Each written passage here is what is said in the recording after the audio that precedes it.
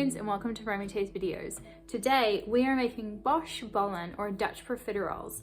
These are baked much longer than standard profiteroles, but that means that they are drier, which is perfect to fill them with cream, and then they're dipped in melted chocolate, which when hardens just creates like the perfect topping.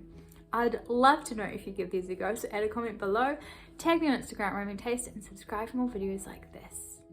We want to preheat our oven to 180 degrees Celsius or 350 degrees Fahrenheit on traditional bake. If it's fan bake, you'll probably want to set it to about 160 or 320 here. Now we want to begin by placing the water, milk and butter into a saucepan on medium-high heat until it has reached a boil. But we also want to make sure when it reaches that boil that the butter is fully melted, because mine reached a boil before the butter had fully melted, as you see here. So it's best to literally, I just shook my saucepan to make sure that the heat was being evenly distributed and that also those tiny little bits of butter were fully melted before adding in the flour. Now we can either sieve in the flour into our saucepan or sieve the flour prior to adding it to our saucepan. We want to make sure the flour is really nice and fine, there are no lumps before we begin really adding it in. Now what we do is that any Choux pastry is easiest made with a wooden spoon, and we want to really beat it until it's really nicely incorporated. So we want to make sure that our dough, our Choux pastry dough, is really nice and smooth and nothing is sticking to the edges of our saucepan. It's basically like a good marker if you've never made Choux pastry before. Also, we want to make sure it's completely off the heat. We've removed it from the heat before adding in the flour and then the eggs, which we add in one at a time. Eggs can be a little bit messy to work with. Our dough is quite like lumpy, but the more that we just effectively like beat that dough with the egg, the more it will incorporate it. So just keep at it and you'll notice that the dough will eventually form to the point where it's not sticking to the edges and it's really nice and smooth and uniform. We want to make sure we add in one at a time so that we don't overwhelm the dough, and this makes incorporating the eggs much easier anyway. So we just really want to effectively stir quite swiftly those eggs into the dough until it's a nice smooth dough, and it's not really sticking to the edges of our saucepan, but more importantly it's really nice and uniform. Once we have done this, these are usually made with piping bag.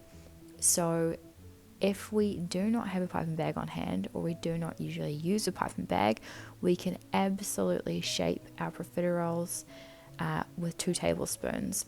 Before we do that, we want to add in our sugar and incorporate that, and then it is ready to place onto our baking tray that does not need to be grease proofed or have any preparation prior. Now, if we are not using a piping bag, we'll want to use 2 tablespoons to shape into like a nice round ball and place on our baking tray.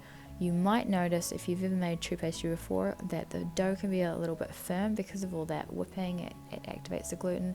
These ones are a little bit looser, so it might be slightly difficult with your piping bag to get a nice smooth top. So I just used an offset spatula to shape the top into a nice smooth shape before placing in the oven to bake for 45 minutes. These will be really nice and golden and should be quite dry to the touch, even on the inside. Now we set those aside to cool completely before we whip our cream with that sugar.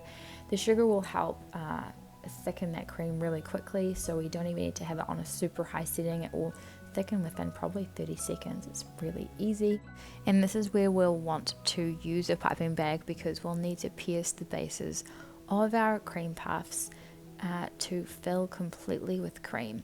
The best way to do this is obviously with a piping tip, but I've got a tip. Let's just watch first me fill it with cream. So we want to basically hold the base of that cream puff firmly in our palm so that when it's filled with cream we can feel it in the core of our palm, and then we know it's done and we can move on to the next one. If you're not serving these within a couple of hours of this step, I recommend doing the chocolate topping first and then adding the cream within a couple of hours of serving, because we don't want that cream to go bad. Now we want to melt our chocolate either in a double boiler or in the microwave, and as you can see here, we just want to place as much of the top as possible into the chocolate, but we don't want the chocolate to be too hot if we have filled it with cream, because we don't want the cream to like begin to melt inside our cream puffs.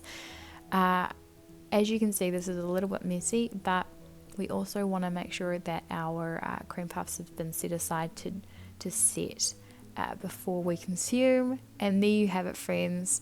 This is it. They're so easy. They're probably really fun to make with kids because they don't have to be super pretty on top either. And if yours turn out like mine, you've done a great job, and I really do hope you enjoy these. These disappeared very swiftly in our house, and do subscribe for more videos like this.